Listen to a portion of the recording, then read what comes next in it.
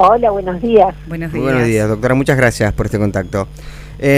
Bueno, a ver, básicamente es extenso el reporte, pero está bueno dividirlo en las tres secciones que justamente lo han planteado así, ¿no? Los tres ejes centrales: el contexto político, el análisis cuantitativo y cualitativo de la aplicación y obviamente el monitoreo del acceso al derecho por provincias. Bueno, ¿qué resultados? Vamos al primero, si se quiere.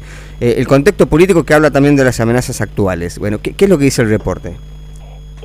Bueno, da cuenta de una hostilidad por parte de quien hoy es parte del Ejecutivo Nacional, del presidente y de parte de su espacio, quienes han manifestado de distintas maneras estar en contra de lo que ya es ley en Argentina, es decir, la posibilidad de que las mujeres puedan interrumpir su embarazo en los servicios de salud. Claro.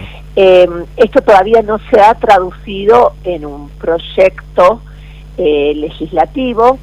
Uno podría especular que es porque no tienen todavía la fuerza política, sí, que tienen ellos otras prioridades, pero sí hubo un intento en su momento con la ley base, sí, ¿no? Sí, sí. En el primer intento, el de enero, se incorporaba una reforma a la ley de 1000 días.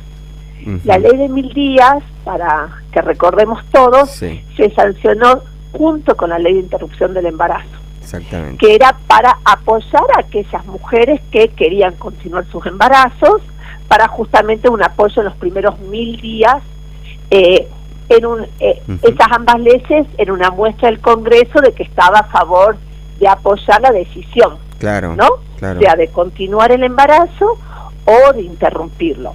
Y en enero de este año el Ejecutivo propone una reforma de la ley de 1000 días, hablando de la vida desde la concepción. Claro. Como traficando un lenguaje problemático que nos hace en algún punto retroceder en el debate. Sí. Eso es como un rasgo, diría, del contexto actual. Otro es la judicialización.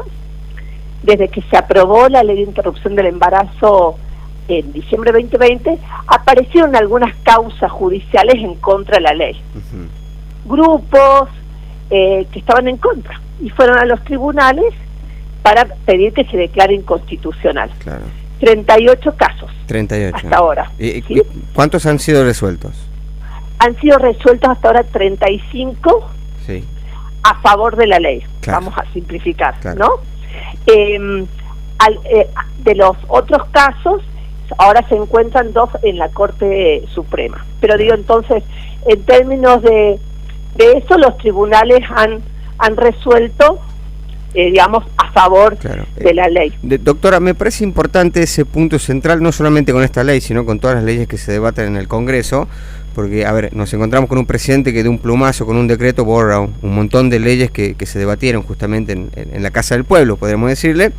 Uno de los puntos del reporte dice justamente que las sentencias reconocen el valor democrático del proceso de aprobación de una ley. Me parece eso fundamental, no solamente para la ley IDE. Sí, además que estoy de acuerdo. Sí. Como hay algo del Estado de Derecho que dijimos, bueno, hay unas reglas que son comunes y las vamos a cumplir. Entonces, algunos temas se discuten en el Congreso, otras son atribución del Ejecutivo y el Judicial se encarga de otra cosa, una división del trabajo, ¿no? En algún punto, y bueno, eso no es el primer presidente que quiere hacer un sobreuso de decretos, pero toca... no quienes pueden ser firmes, decir, bueno, este es el canal institucional. Agregaría además que en el caso de la ley de interrupción del embarazo, todos recordamos el debate, ¿no? Sí. Se discutió en la radio, en la tele, en las casas, esas audiencias donde más de 700 personas hablaron en la Cámara de Diputados, y la gente se conectaba en YouTube. Entonces, la verdad que es un caso atípico de debate democrático donde la sociedad se involucró, los diputados daban sus razones, vinieron expertos, personas que habían atravesado ellas mismas aborto, o el caso de Ana María Acevedo, no sé si se acuerdan de la mamá de esta chica que murió por falta de un acceso a un aborto. Entonces teníamos distintos tipos de personas, actores con experiencias propias o con una expertise o con distintos posicionamientos políticos pudiendo hablar, discutir. Entonces eso le agrega, diría, una legitimidad mayor a la ley. Ahora, que es como un plus. Sí, doctora, de hecho, esto lo hablaba con un colega, un politólogo, que me decía, hay leyes que han sido debatidas durante muchos años, y él me mencionaba tres. Una, la de la incorporación del voto femenino, estamos hablando de hace 60, 70 años atrás, la ley de servicios de comunicación audiovisual, la ley de medios, que tuvo un debate como de 4 años, no solamente en el Congreso, sino en los foros universitarios, y la ley de interrupción voluntaria del embarazo, porque hay que recordar que se debatió 2 veces en el Congreso. Sí. En 2018, donde fue el debate, si se quiere, más extenso, y después en 2020. Bueno, que eso también muestra que también se tuvo que insistir, ¿no? Y se insistió en el canal institucional que correspondía. Bueno, eso es como para dar, si se quiere, algo del contexto político. Me parece importante que destaque desmantelado por el gobierno nacional.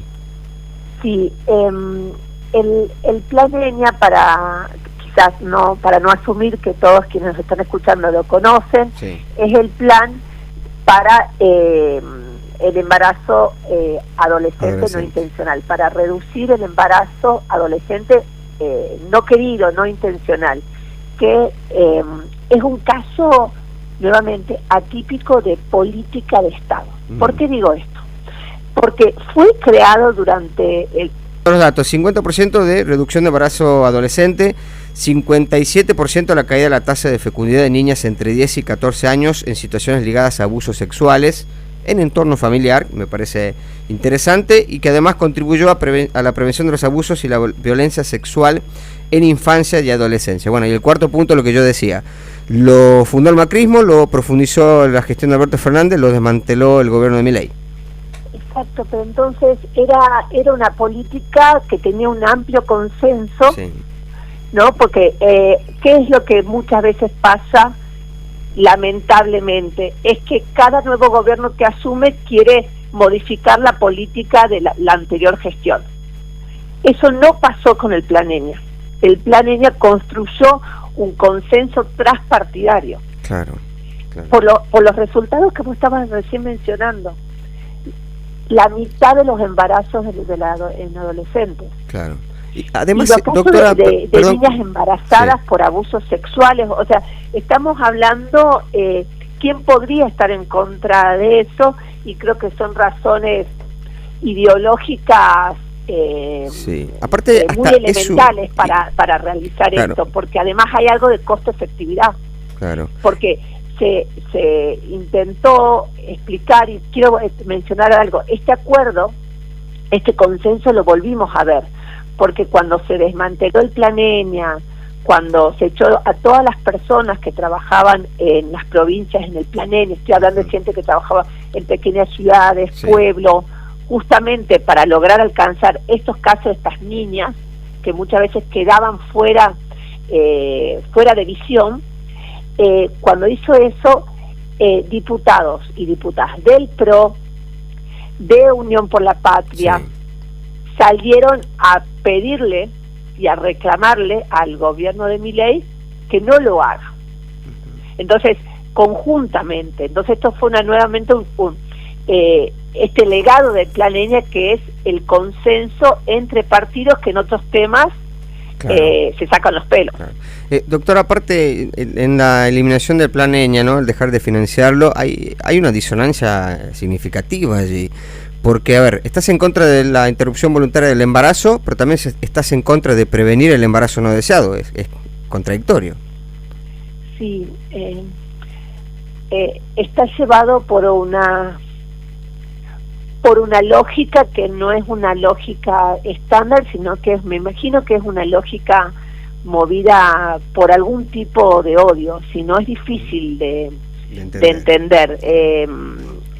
pero de todos modos ahora en el Congreso hay proyectos de ley para justamente darle al Plan Eña, restituir el Plan Eña, ahora ya con un estatus legislativo, que hará que el Ejecutivo tenga menos chances de tocarlo, de dañarlo. Claro. Doctora, muchísimas gracias por su tiempo, ha sido muy amable. Muchas gracias. Hablábamos con la doctora Agustina Ramón Michel del Proyecto Mirar.